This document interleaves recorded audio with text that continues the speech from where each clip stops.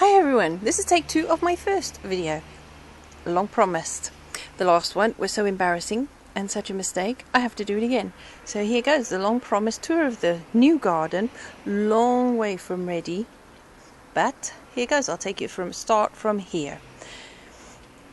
When we moved in, obviously as I said before, we just dug the paths and turned it upside down onto where I was going to lay the beds, and then I've covered it with straw. That was brilliant at keeping weeds down. I do very little weeding, and I see the odd one, I just pick it up and drop it back on top of the straw. It rots away eventually and just adds to it. Right here I have got in this corner, closest to the house where the slope comes. It's only a slight slope, but it's enough. This is the Jerusalem artichoke I was given by somebody at the allotments. Not growing too fast right now. I think it's probably because this garden is not that sunny. And well, the day is a bit cloudy anyway, but most of the time, even when we do get lots of sunshine, I think this is a bit more of a shady corner. We have some maize growing here, South African maize we were given by somebody from the allotments. Not the best spot for the maize in the garden. It's the bottom of the slope.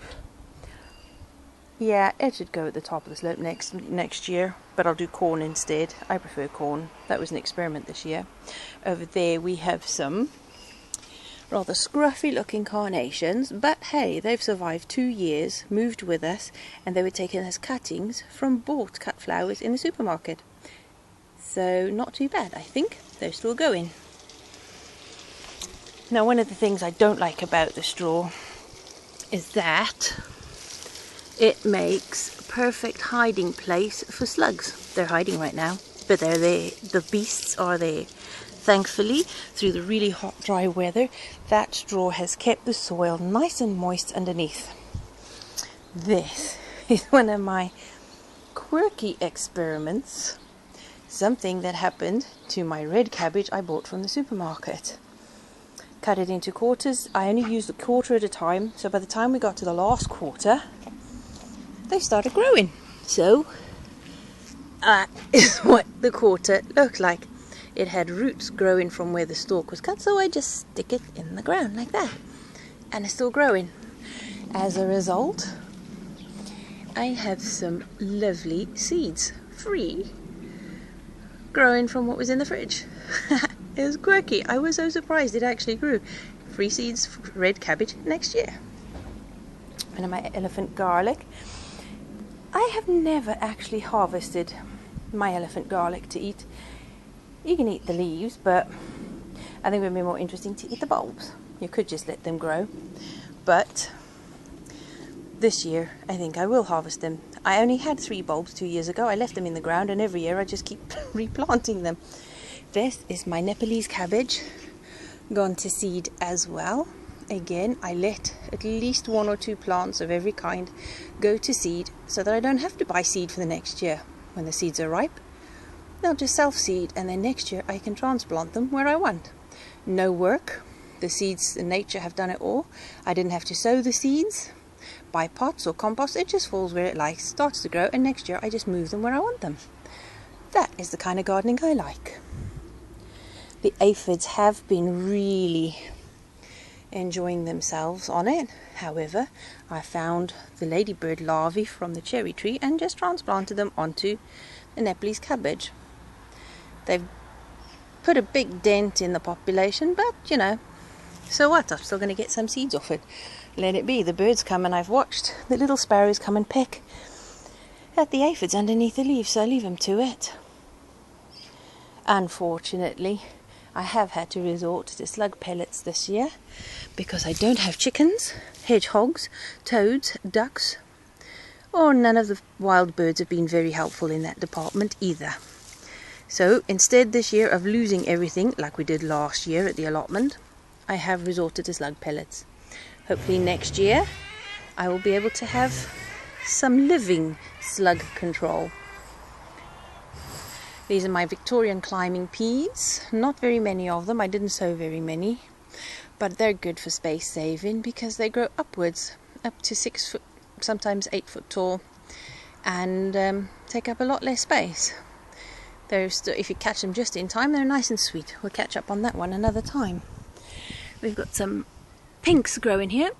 Little white carnations. They're lovely and tasty, quite sweet. Not bad at all. Friends who come to visit for dinner always take a tour around the garden and taste a couple of the edible things and are quite surprised. It's quite sweet. And there you go, edible flowers. And this was given to me by Cody. Thank you, Cody. Still alive, surviving in my garden. That is what has survived of my daylilies. This is the second time they've tried to grow. The first time they were much bigger than that. The slugs completely decimated them. Nothing left of them. I thought, well, that's it, done. Well, since putting the slug pellets down, they've survived. They've come back. Happy days. Over here, I have my lemon balm.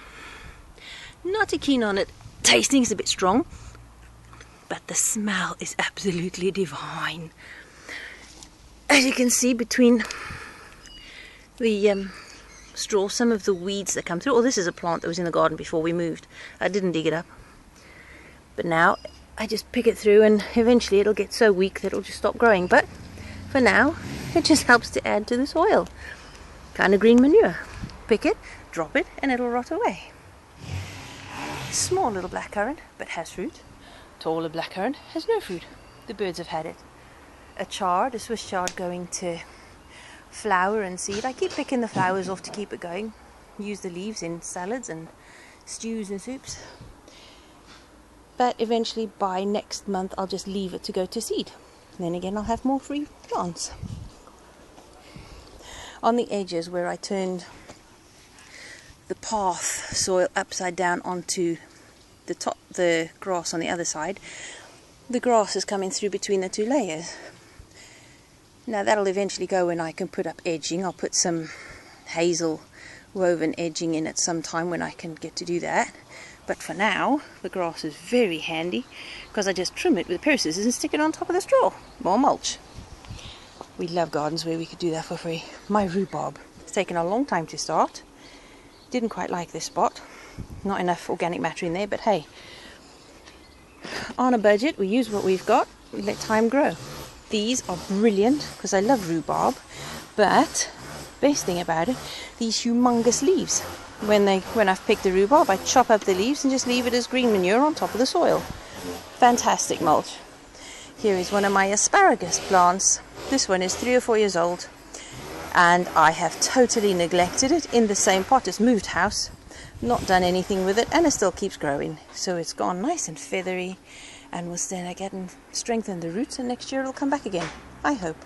It's thrived on total neglect so far.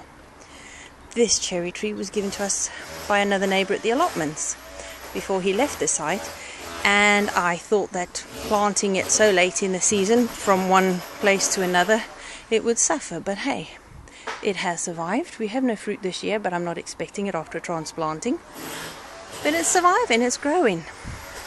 Totally infested with aphids on some of these leaves, but they're all gone now because when inspecting the leaves and finding the aphids, I found one ladybird, and that was enough for me. Left it to it, and within 2 weeks the plant was covered in larvae, which have totally decimated the aphids. They're all gone, and little spiders have taken up residence inside of the curled up leaves. More pest control. These strawberries came with the soil in the tree, and well, they're staying there and absolutely yummy. Oh, excuse me, talking with food in my mouth. Beetroot. Now I didn't harvest the beetroot. I've left it. This one is 2 years old. It was in a pot, and I just keep it for the leaves for salad. I don't always harvest the beetroot for the bulbs. See a little bit of leaves with leaf miners. I don't really do much with them. The soil organisms will take care of everything itself over time. This is a bed we've built, not to be filled with soil, but with sharp sand for propagating. I'm going to be taking lots of cuttings and growing them on. This is my propagation bed when I can afford to buy the sharp sand.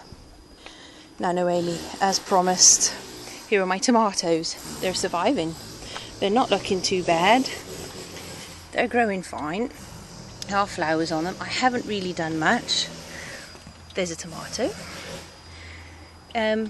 it's pretty lucky where it is. It gets quite enough rain, so I don't have to monitor how often I water it, as most of the time we do with tomatoes. They've always failed at the allotment because I'm not close enough to keep an eye on the watering. Thankfully, being right under the guttering of the shed, which sometimes overflows, they get watered fine. They're doing fine with the parsley in the tubs. Nice, strong, deep green foliage. And inside, I don't know if you can see it from there, there are some little fruit forming there. So I'm just going to leave them to it. I'm not going to fuss much. There's a little fruit there.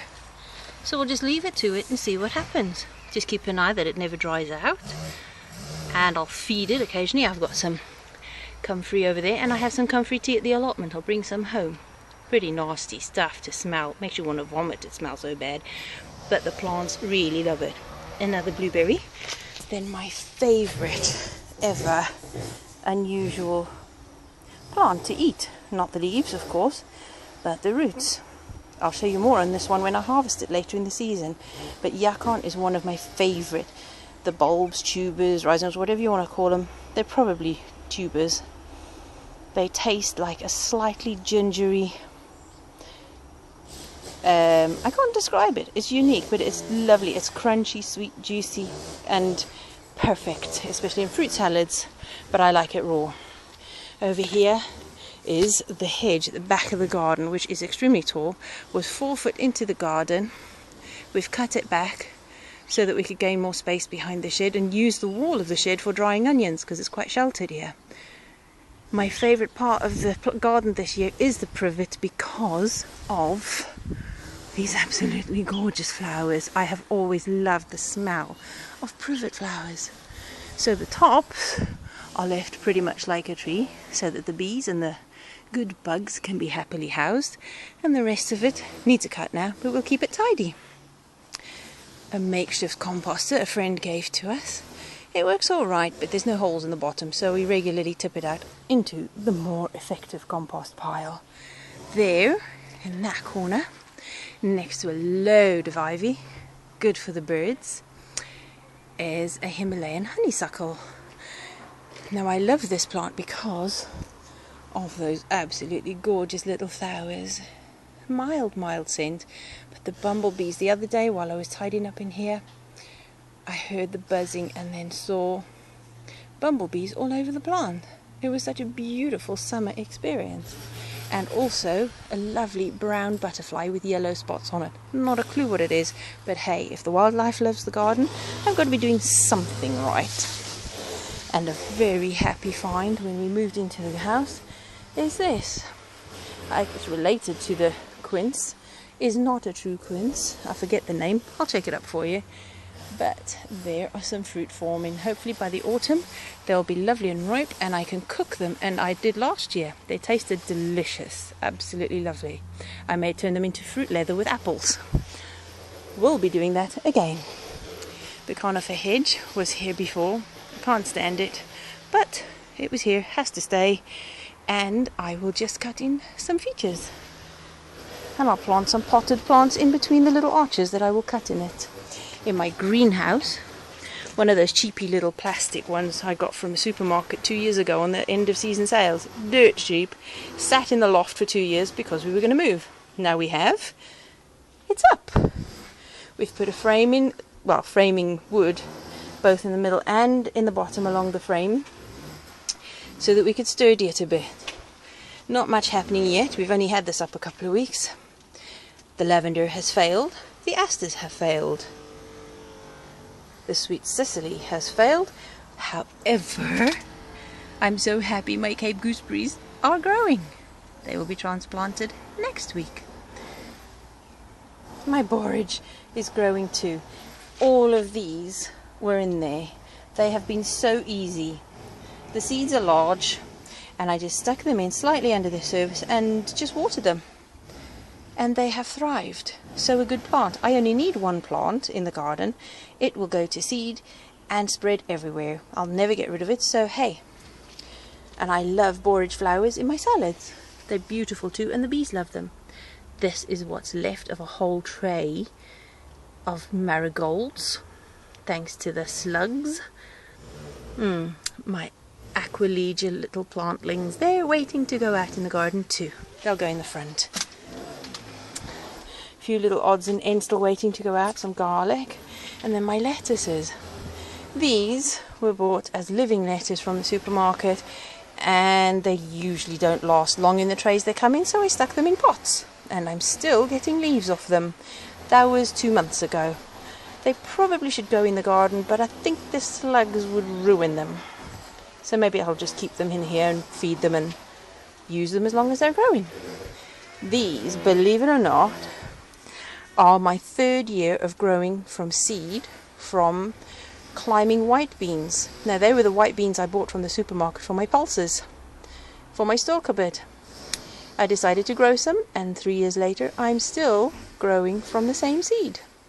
Every year I keep some seed and they're still going. So I like that one. It's a climbing one, so taking less space, and we get food from it every year. I save the beans when they're dry and ripe to cook with. I dry them, store them, and use them to cook. So hey ho, another good one to buy. It's an annual, but the bean store for winter. Great one. Love it. Okay, that's about... Ooh, I've clean forgot about those giant onions that somebody gave to us from the allotment. And my husband's growing them, and they should be quite big. Bigger than a big Bramley apple. We'll see if they manage it in this garden. And if we have the touch. Time will tell. Over here I have got my violas, and amongst them the great burnet. Not as tasty or edible as salad burnet. I just pick it up, chop and drop them kind of thing, and they'll rot down over time. The violas will self-seed and spread with little help from me. See, every time I see weed, which isn't often, just pick it up and drop it. The sun will kill the roots, the leaves will rot down and feed the soil, and over time it'll build soil. I know I have to keep adding compost because we didn't have any in this garden. This garden was never used really, it was just lawn. So it's going to take quite a few years of fertilizing the soil, but it can't be too bad. Things are growing. In the corner I have my hellebore, just because I like it, probably not the right place. It's a semi-woodland plant. Likes to go, it'll probably do better underneath the hedge actually, with a lot of compost and manure. And actually ericaceous compost, considering they're like woodlandy areas. My buxus, waiting to be pruned and turned into something interesting in time. Over there, right there, looks like a weed, but I promise you it's not. It's a lettuce plant I've let go to seed. It looks a bit like it's going to be something like those dandelion type weeds, but it's not, and it's brilliant. The seeds look like it too, but it'll self-seed. I'll have free plants again, my kind of gardening. Over here is my blueberries. That is 3 years old, so not doing too good because I've totally neglected, apart from topping it up with ericaceous compost every now and again and watering it with rainwater. And it's surviving, so it's happy to do that. I'm quite sure that if I was to painstakingly tend it and nurture it, it'll probably do much better, but my garden needs to be able to thrive with a lot of neglect.